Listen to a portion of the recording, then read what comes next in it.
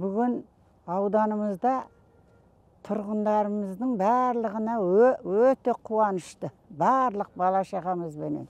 Өйткені 60 жыл тосқан көпіріміз ашылып, соны ашылуына кеп тұрмыз.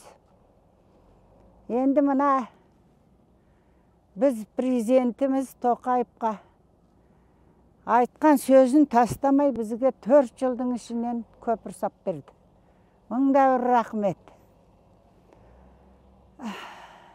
Мен мына ауданымыздағы Шығыс Қазақстандағы Ақжаулықтың ана немере шөберем атынан үлкен алғысымды айтам.